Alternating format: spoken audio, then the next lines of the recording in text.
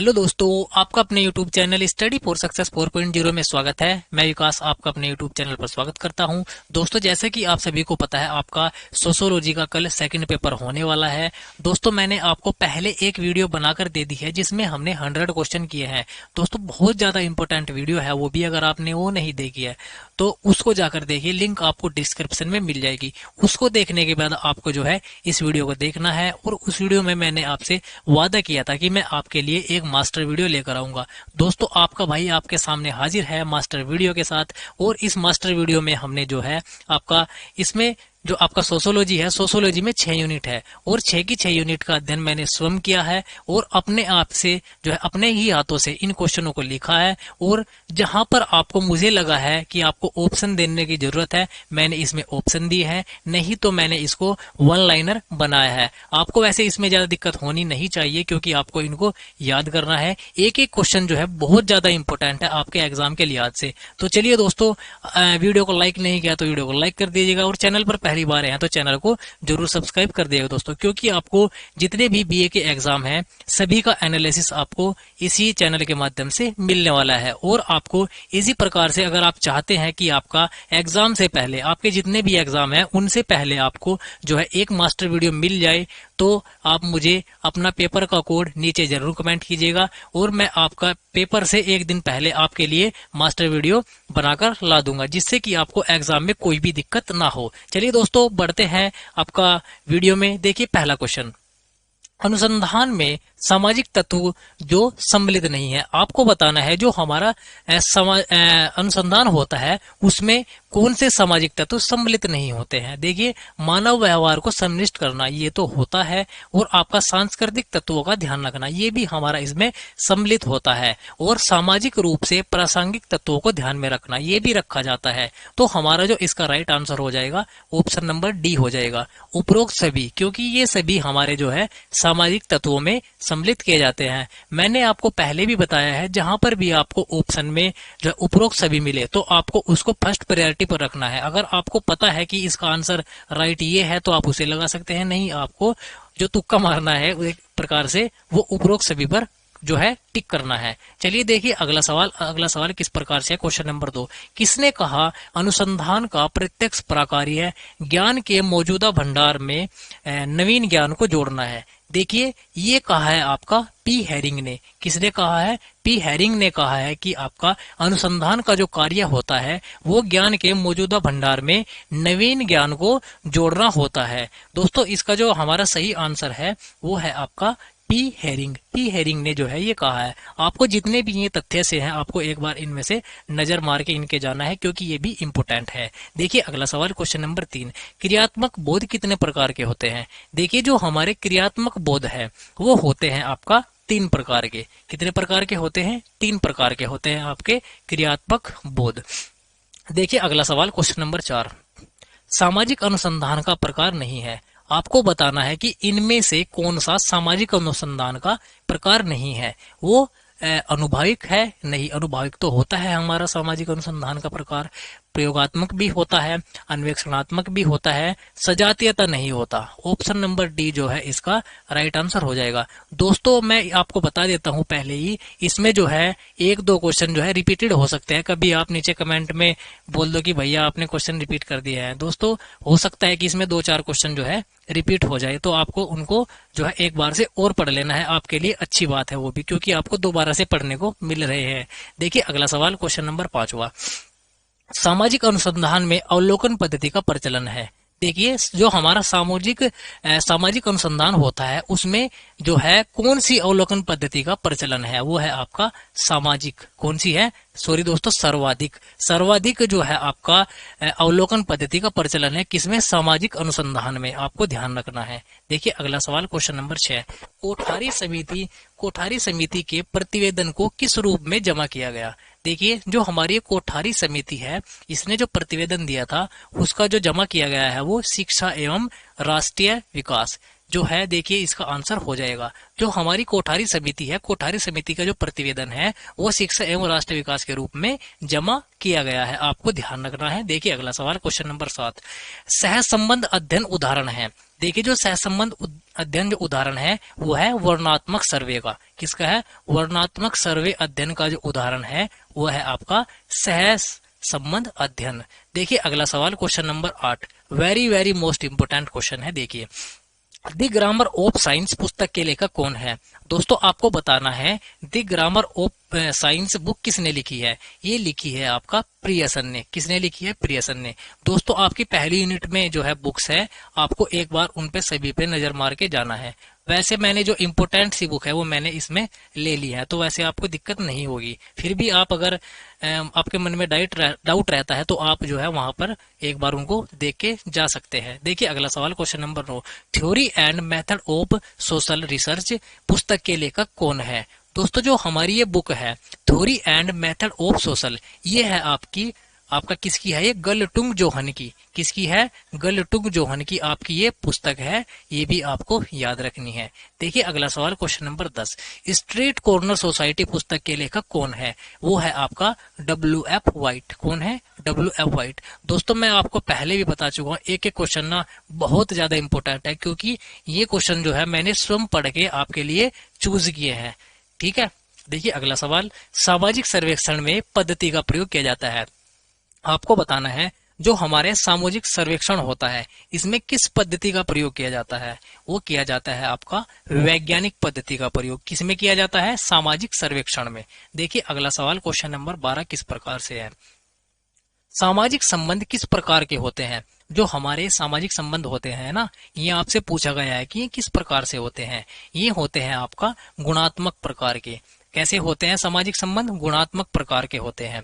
दोस्तों एक एक क्वेश्चन को बनाने में ना बहुत मेहनत लगी है, तो यार वीडियो को लाइक कर देना और चैनल पर पहली बार आए हैं तो चैनल को सब्सक्राइब कर देना, क्योंकि अगर आप हमें सपोर्ट करेंगे तो हमारे लिए जो है बहुत मोटिवेशन मिलेगा दोस्तों हमें। देखिए अगला सवाल, विवरणात्मक एवं व्याख्यात्मक सर्वेक्षण का उल्लेख किसने किया है? देखिए जो हमारे विवरणात्मक और व्याख्यात्मक सर्वेक्षण है इसका उल्लेख किया है आपका हर्बर्ट साइमन ने।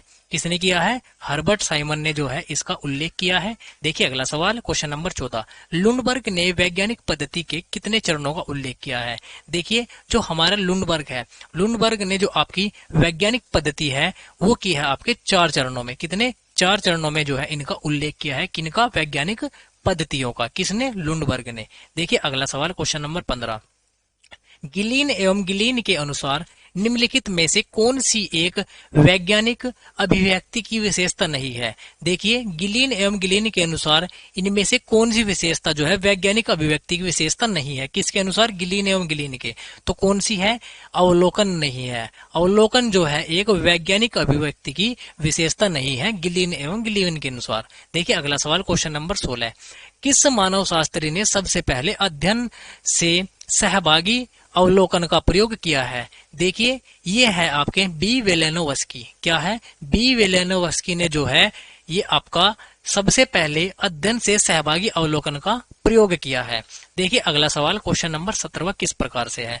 पूर्वगामी सर्वेक्षण किया जाता है। देखिए जो हमारे पूर्वगामी सर्वेक्षण है ये किया जाता है मुख्य सर्वेक्षण से पहले। कब किया जाता है?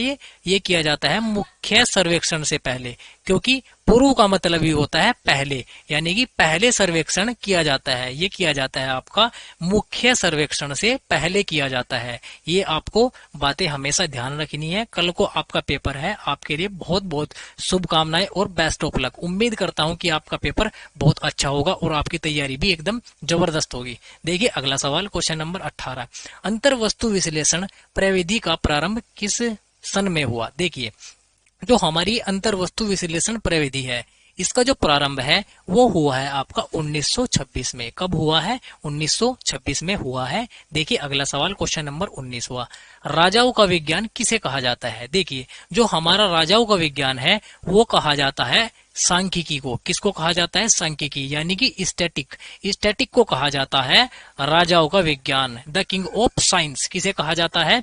सांख्यिकी को कहा जाता है। देखिए अगला सवाल क्वेश्चन नंबर 20, जीवन इतिहास तथ्य संकलन का स्रोत है। ये जो आपका जीवन इतिहास तथ्य संकलन है, ये एक कैसा स्रोत है? ये है आपका द्वितीयक स्रोत। कैसा है?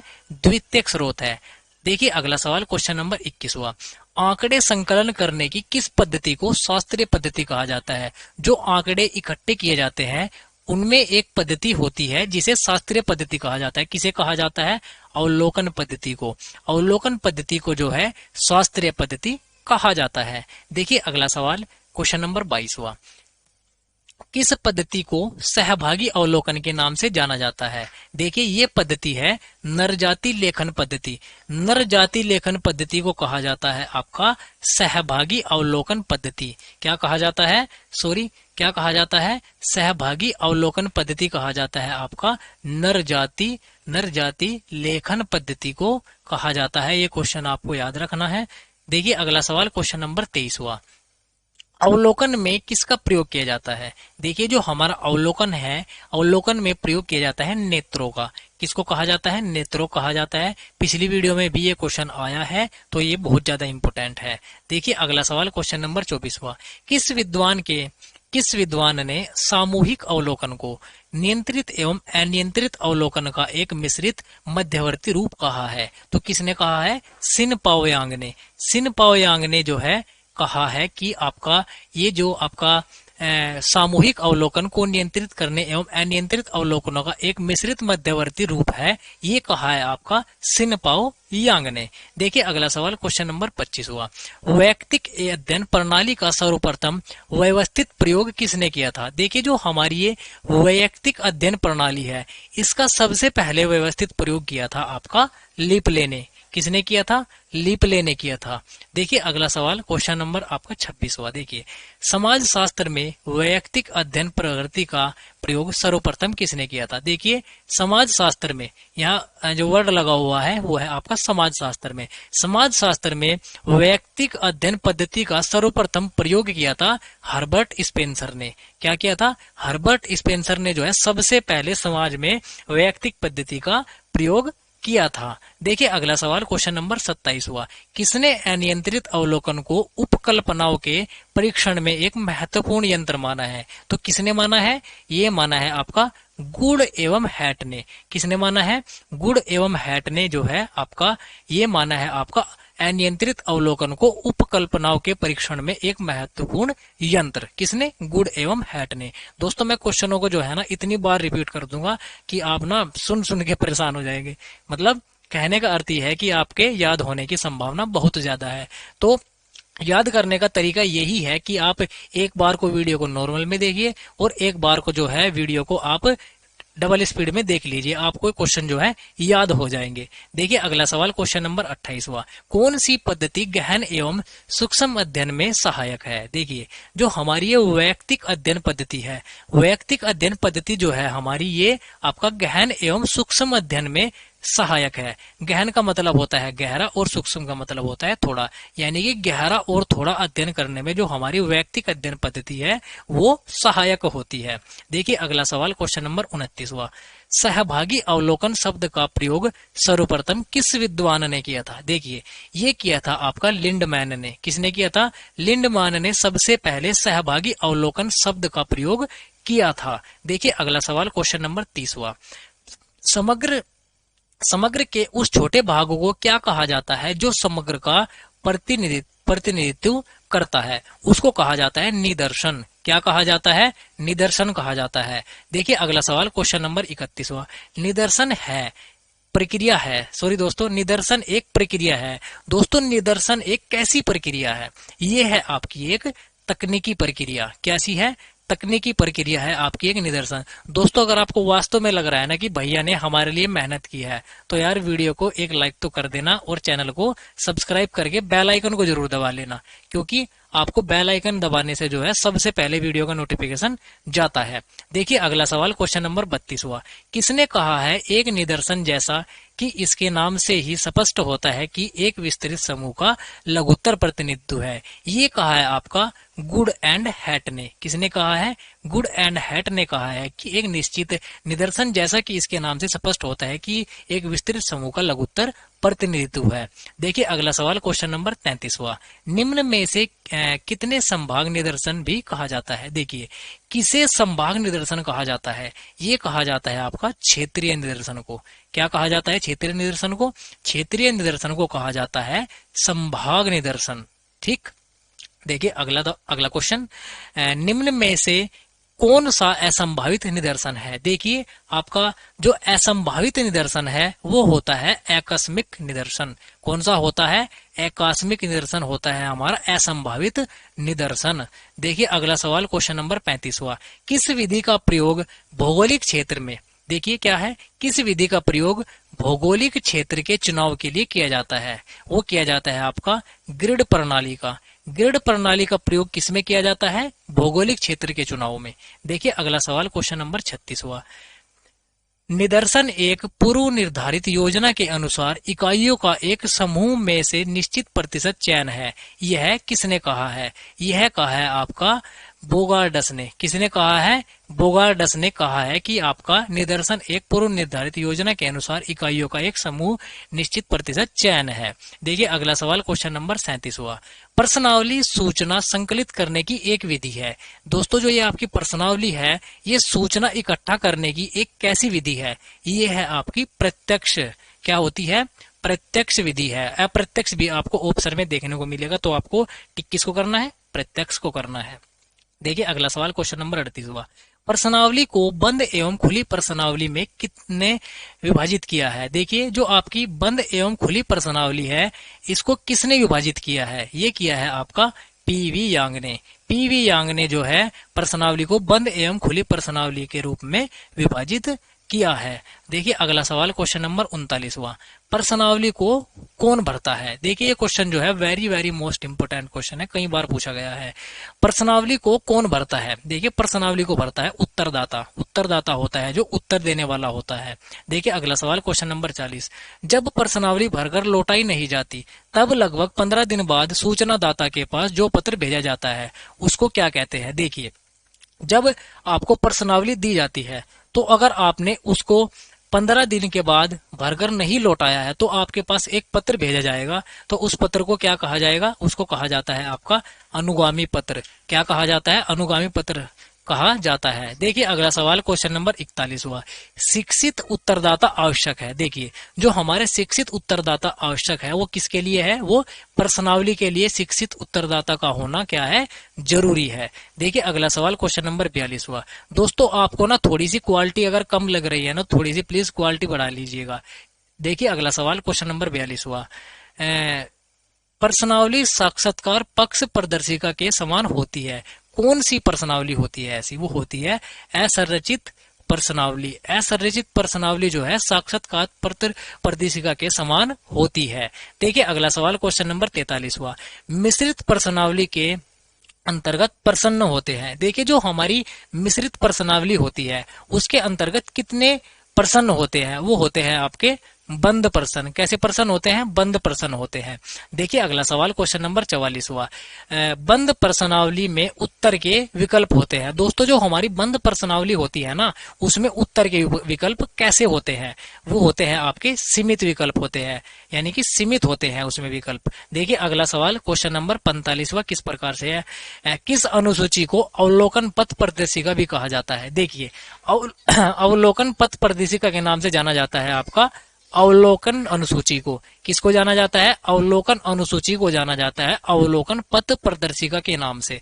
देखिए अगला सवाल क्वेश्चन नंबर 46वां, अनुसूची का प्रयोग किया जाता है। देखिए जो हमारी अनुसूची होती है उसका प्रयोग किसके लिए किया जाता है? शिक्षित के लिए या आपका अशिक्षित के लिए या दोनों के लिए? देखिए जो अनुसूची होती है वो शिक्षित और अशिक्षित दोनों के लिए होती है, तो ऑप्शन नंबर सी जो है हमारा सही आंसर हो जाएगा। दोस्तों एक एक क्वेश्चन ना बहुत ही इंपॉर्टेंट है तो ध्यान से पढ़ना है। देखिए अगला सवाल क्वेश्चन नंबर 47वां, पीवी यंग ने अनुसूची को कितने प्रकारों में बांटा है? देखिए जो आपका क्वेश्चन पूछा जाएगा कि पीवी यांग ने अनुसूची को कितने भागों में बांटा है। तो कितने प्रकारों में बांटा है? 4 प्रकारों में। अगर आपसे क्वेश्चन पूछ लिया जाए लुंडबर्ग के अनुसार अनुसूची को कितने प्रकारों में बांटा है, तो आपका आंसर चेंज हो जाएगा। तो आंसर क्या होगा? 3। देखिए, लुंडबर्ग के अनुसार 3 और आपका पीवी यांग के अनुसार 4। देखिए अगला सवाल, क्वेश्चन नंबर 48वां किस प्रकार से है? समजीतीय अध्ययनों में किस अनुसूची का अधिक प्रयोग हुआ है? देखिए, जो समजीतीय अध्ययन है उसमें जो सबसे ज्यादा प्रयोग हुआ है वो हुआ है मूल्यांकन अनुसूची का। किसका हुआ है? मूल्यांकन अनुसूची का प्रयोग सबसे ज्यादा हुआ है आपका समजीतीय अध्ययनों में। देखिए क्वेश्चन नंबर 49वां, भारतीय ग्रामीण समाज के अध्ययन हेतु कौन सी पद्धति अधिक उपयोग होती है? देखिए, ये होती है आपकी अनुसूची। कौन सी? अनुसूची पद्धति होती है भारतीय ग्रामीण समाज के अध्ययन में सबसे ज्यादा प्रयोग। देखिए अगला सवाल, क्वेश्चन नंबर 50वां, साक्षात्कार एक प्रक्रिया है। आपको बताना है कि साक्षात्कार जो होता है ये एक कैसी प्रक्रिया है? ये है आपकी मनोवैज्ञानिक प्रक्रिया। कैसी है? मनोवैज्ञानिक प्रक्रिया है। देखिए, किसने साक्षात्कार को एक मनोवैज्ञानिक प्रक्रिया कहा है? देखिए, मैंने आपको ऊपर बताया है अभी, जो साक्षात्कार होता है वो होता है एक मनोवैज्ञानिक प्रक्रिया, और ये मनोवैज्ञानिक प्रक्रिया होती है, ऐसा किसने कहा है? ये कहा है आपका पामर ने। किसने कहा है? पामर ने कहा है। देखिए अगला सवाल, क्वेश्चन नंबर 52वां, बेकारी के कारणों को जानने के लिए किया गया साक्षात्कार कौन सा है?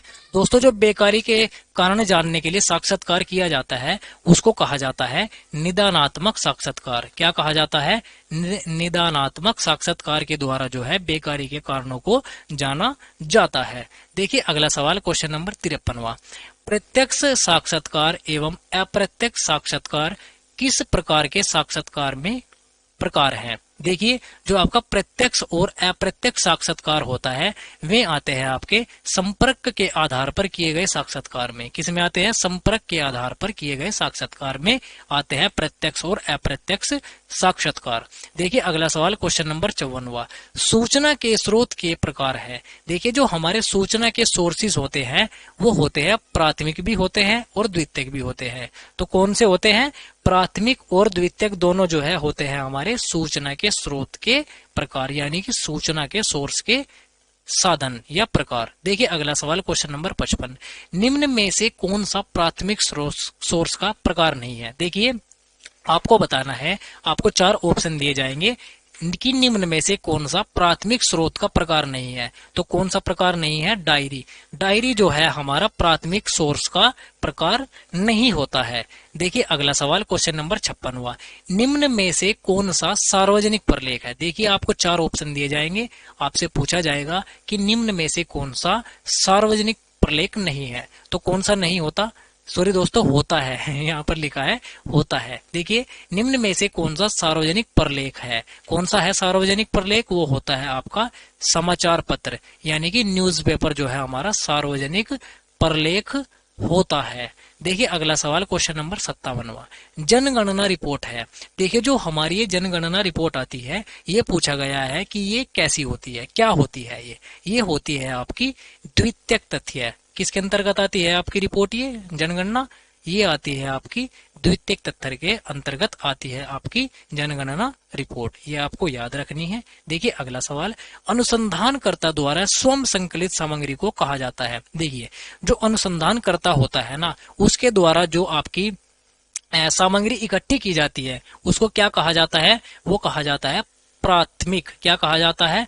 प्राथमिक सामग्री उसको कहा जाता है, जो अनुसंधानकर्ता स्वयं जो है एकत्रित करता है। देखिए अगला सवाल, क्वेश्चन नंबर 59वां, एक संगणना करने वाला प्राय आंकड़े निम्न में से किसके संग्रहित करता है? देखिए, वो करता है आपका साक्षात्कार के आंकड़े संग्रहित। संग्रहित का मतलब होता है आंकड़े इकट्ठा करना। जो आपका एक संगणन करता होता है वो आपका जो है कैसे आंकड़े इकट्ठा करता है? वो करता है आपका साक्षात्कार के आंकड़े इकट्ठा। कैसे करता है? साक्षात्कार के। देखिए क्वेश्चन नंबर 60वां किस प्रकार से है? आंकड़े के प्रकार होते हैं दोस्तों, जो ये साक्षात्कार करने वाला जो होता है ये आंकड़े ले जाता है। ये आंकड़े कितने प्रकार के होते हैं? ये होते हैं आपका तीन प्रकार के, और तीन प्रकार के भी कौन कौन से? प्राथमिक होते हैं, वर्णात्मक होते हैं और द्वितीयक होते हैं। क्वेश्चन आपसे इस प्रकार से भी पूछा जा सकता है कि निम्न में से कौन सा आंकड़ों का प्रकार नहीं है, तो आपको तीन ऑप्शन में ये दे देगा और इनसे अलग आपको एक दे देगा, जो कि आपको टिक करके लगा देना है। देखिए अगला सवाल क्वेश्चन नंबर 61वां, वह कौन सा वर्गीकरण है जिसमें सामाजिक अनुसंधान में आंकड़ों को समय के अनुसार दर्शाया जाता है? देखिए वो वर्गीकरण होता है आपका सामयिक वर्गीकरण। क्या होता है? सामयिक वर्गीकरण। आपको यहाँ पर एक वर्ड पकड़ लेना है, समय। समय के अनुसार जो वर्गीकरण किया जाता है वो होता है सामयिक। क्या होता है? समय से बना है सामयिक। देखिए अगला सवाल क्वेश्चन नंबर 62वां किस प्रकार से है? देखिए सादृश्यताओं एवं समानताओं के आधार पर सामग्री को विभिन्न रूप में विभाजित करने को कहा जाता है। देखिए जो हमारी ये सामग्री होती है, अगर हम इन्हें सादृश्यता एवं समानता के आधार पर जो है इनको विभिन्न रूप में, अलग अलग रूप में जो है इनको जो है विभाजित कर दे, तो उसको क्या कहा जाएगा? उसको कहा जाएगा वर्गीकरण। क्या कहा जाएगा? क्लासिफिकेशन उसको कहा जाएगा। जो हमारी ये सादृश्यता एवं समानता होती है, अगर मैं इनको अलग अलग विभाजित कर दूं। उम्मीद करता हूं आपको बहुत अच्छे से समझ में आ रहा होगा। देखिए अगला सवाल क्वेश्चन नंबर 63वां, निम्न में से कौन सी वर्गीकरण की विशेषता नहीं है? देखिए आपको चार ऑप्शन दिए जाएंगे, आपसे पूछा जाएगा कि निम्न में से कौन सी वर्गीकरण की विशेषता नहीं है, तो कौन सी नहीं है? एक साथ अनेक आधार का प्रयोग। एक साथ अनेक आधारों का प्रयोग जो है हम नहीं कर सकते, ये जो है हमारी वर्गीकरण की विशेषता नहीं है। देखिए अगला सवाल क्वेश्चन नंबर 64वां, सामग्री को कॉलमों एवं कतारों में क्रमबद्ध करने की पद्धति को कहा जाता है। देखिए जो हमारी सामग्री होती है, अगर मैं उनको कॉलम एवं कतारों में एक क्रम से लगा दूं, तो उस पद्धति को क्या कहा जाएगा? वो कहा जाएगा सारणीयन। क्या कहा जाएगा? सारणीयन कहा जाएगा। देखिए अगला सवाल क्वेश्चन नंबर 65वां, सारणी बनाना है। देखिए जो आपकी ये सारणी बनाई जाती है, यह क्या है? यह एक आपकी तकनीकी है। देखिए ये है आपकी तकनीकी, सारणी बनाना एक तकनीकी है, यानी कि एक टेक्निक है। देखिए अगला सवाल क्वेश्चन नंबर 66वां किस प्रकार से है? किसने कहा है सारणी का अभिकल्पन करना एक कला है? देखिए ये कहा है हार्पर ने। किसने कहा है? हार्पर ने कहा है कि आपका सारणी का अभिकल्पन करना एक क्या है? कला है, एक आर्ट है। देखिए अगला सवाल क्वेश्चन नंबर 66वां, किस सारणी को बहुगुणीय सारणी भी कहा जाता है? देखिए बहुगुणीय, बहुगुणीय का मतलब होता है जिसमें बहुत से गुण हो। ऐसे आप इसको याद रख सकते हैं। वो कौन सी सारणी होती है? जटिल सारणी। क्या होती है? जटिल सारणी होती है, क्योंकि जिसमें बहुत ज्यादा गुण होंगे वो क्या होगी? जटिल होगी। क्या होगी? जटिल होगी। बहुत ज्यादा गुण है तो जटिल सारणी है। देखिए अगला सवाल क्वेश्चन नंबर 68वां, निम्न में से कौन सा चित्रमय प्रदर्शन में महत्व में संबंधित नहीं है? देखिए ये है आपका भ्रामक निष्कर्षण। भ्रामक निष्कर्षण जो है ये आपका चित्रमय प्रदर्शन में महत्व नहीं रखता है। देखिए अगला सवाल क्वेश्चन नंबर 69वां कैसे है देखते हैं। किन चित्रों में लंबाई तथा चौड़ाई दोनों को समान किया गया है? यहाँ पर दिया गया नहीं होगा, ये होगा किया गया है। देखिए क्वेश्चन क्या है? किन चित्रों में लंबाई और चौड़ाई दोनों को समान किया गया है? ऐसे कौन से चित्र होते हैं जिनमें लंबाई और चौड़ाई को समान किया जाता है? वे होते हैं द्विविमा चित्र। कौन से होते हैं? द्विविमा चित्र में जो है क्या किया जाता है? लंबाई और चौड़ाई को जो है समान किया जाता है। देखिए क्वेश्चन नंबर 70वां, वह कौन सा रेखा चित्र है जिसमें आवृत्ति वितरण में होने वाले परिवर्तन को प्रदर्शित किया जाता है? देखिए जो आवृत्ति वितरण को प्रदर्शित करता है उसको कहा जाता है आवृत्ति बिंदु रेखा चित्र। क्या कहा जाता है? आवृत्ति बिंदु रेखा चित्र कहा जाता है, क्योंकि वो आवृत्ति वितरण को ही क्या करता है? प्रदर्शित करता है, तो इसीलिए उसको कहा जाता है आवृत्ति बिंदु रेखा चित्र। देखिए अगला सवाल क्वेश्चन नंबर 71, निम्न में से कौन सा आलेखों का दोष नहीं है? देखिए जो हमारे ये आलेख होते हैं इनमें कौन सा दोष नहीं होता? वो होता है आकर्षण प्रदर्शन। आकर्षण प्रदर्शन जो है ये आलेखों का दोष नहीं है। दोस्तों अगर आपको लग रहा है कि भैया मेहनत कर रहे हैं तो यार वीडियो को लाइक और शेयर तो जरूर कर देना है और चैनल को सब्सक्राइब भी कर लेना है साथ के साथ। देखिए अगला सवाल क्वेश्चन नंबर 72वां, पिरामिड चित्र का एक भेद है। देखिए जो हमारा एक पिरामिड है, पिरामिड एक कैसा भेद है, पिरामिड चित्र कैसा भेद है, ये होता है आपका एक विमीय चित्र। कैसा होता है पिरामिड, एक विमीय चित्र का होता है आपका पिरामिड। देखिए अगला सवाल क्वेश्चन नंबर 73, वैयक्तिक तथा सामूहिक तथ्य किस प्रकार के तथ्यों का प्रकार है। जो हमारे वैयक्तिक और सामूहिक तथ्य होते हैं ये किस प्रकार के तथ्य होते हैं, ये होते हैं आपके संख्यात्मक तथ्य। कैसे होते हैं, संख्यात्मक तथ्य होते हैं हमारे वैयक्तिक एवं सामूहिक तथ्य। देखिए अगला सवाल क्वेश्चन नंबर 74, 3 माध्य का 2 माध्य किसके बराबर होता है। जो हमारे 3 माध्य का और 2 माध्य होते हैं वे होते हैं भूयष्टक के बराबर। किसके बराबर होते हैं, भूयष्टक के बराबर। दोस्तों एक एक क्वेश्चन जो है ना बहुत ही इंपॉर्टेंट है, तो क्वेश्चनों को बिल्कुल एकदम से अपने दिमाग में छाप के जाना है, ठीक। देखिए अगला सवाल क्वेश्चन नंबर 75, एक निदर्शन का विस्तार किसका प्रतीक माना जाता है। देखिए जो निदर्शन का विस्तार है वो माना जाता है निदर्शन के सर्वाधिक परिवर्तन, यानी कि निदर्शन में सर्वाधिक परिवर्तन होता है वो प्रतीक किसका होता है कि इसमें जो है सर्वाधिक विस्तार हुआ है। देखिए अगला सवाल क्वेश्चन नंबर 76, 20, 25, 30, 35 और 40, आपको इसका बताना है समांतर माध्य क्या होगा। देखिए इसका समांतर माध्य होगा आपका 30। मैं आपको समांतर माध्य यहाँ पर निकाल के नहीं दिखाऊंगा क्योंकि यहाँ पर वीडियो लंबी हो सकती है फिर। देखिए अगला सवाल 2, 4, 8 का गुणात्मक माध्य है। 2, 4, 8 का गुणात्मक माध्य होता है 4। क्या होता है, 4 होता है। देखिए अगला सवाल 78, आवृत्ति को किस संकेत द्वारा प्रदर्शित किया जाता है। जो हमारी आवृत्ति होती है, जो हमारी फ्रीक्वेंसी होती है उसको कैसे डिनोट करते हैं, उसको किया जाता है एफ के द्वारा प्रदर्शित। कैसे किया जाता है, एफ के द्वारा उसको संकेतित किया जाता है।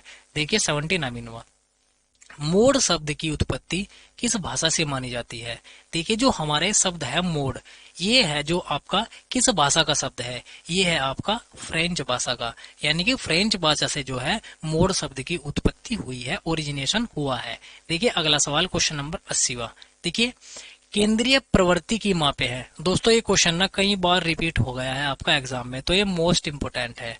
देखिए केंद्रीय प्रवृत्ति की मापे है, देखिए मध्यमान है और माध्यांक है और बहुलक है, ये तीनों आपकी जो है केंद्रीय प्रवृत्ति की मापे है। क्वेश्चन आपसे इस प्रकार से भी बन सकता है कि निम्न में से कौन सा केंद्रीय प्रवृत्ति की माप नहीं है, तो आपको इन तीनों को देख लेना है और जो इनसे अलग होगा वही आपका क्या हो जाएगा, सही आंसर हो जाएगा। देखिए क्वेश्चन नंबर 81वां कैसे है, स्टैटिक्स शब्द किस किस भाषा से मिलकर बना है। देखिए जो आपका स्टैटिक शब्द है ये है फ्रेंच और लैटिन भाषा के योग से बना है। क्या बना है, स्टैटिक शब्द फ्रेंच और भाषा के योग से बना है।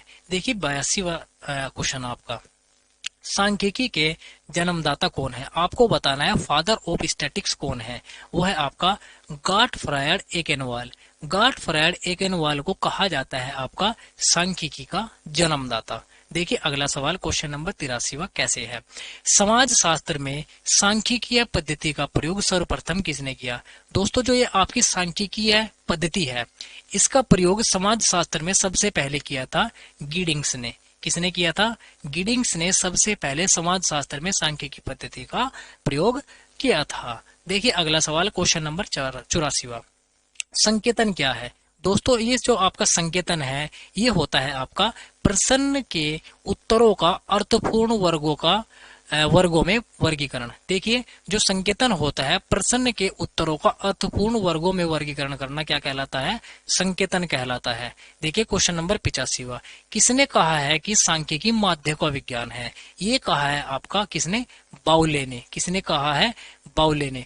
बाउले ने कहा है कि सांख्यिकी माध्य का एक विज्ञान है। दोस्तों ये थे हमारे आज के 85 क्वेश्चन। दोस्तों अगर आपको लगा हो कि भैया ने हमारे लिए मेहनत की है तो वीडियो को लाइक कर देना और चैनल पर पहली बार आए हैं तो चैनल को जरूर सब्सक्राइब कर देना, क्योंकि आपको यहाँ पर इसी प्रकार से एनालिसिस मिलने वाला है। और अगर आप चाहते हैं कि आपको एग्जाम से पहले इसी प्रकार से मास्टर वीडियो मिल जाए जिससे कि आपको बहुत ही ज्यादा बेनिफिट हो, तो आप नीचे अपने पेपर का कोड जरूर कमेंट कीजिए और चैनल को जो है सब्सक्राइब जरूर कर ले, क्योंकि हम आपके लिए बहुत ही ज्यादा मेहनत करते हैं। चलिए दोस्तों मिलते हैं अब किसी और वीडियो में, तब तक के लिए बाय बाय, टेक केयर, जय हिंद दोस्तों।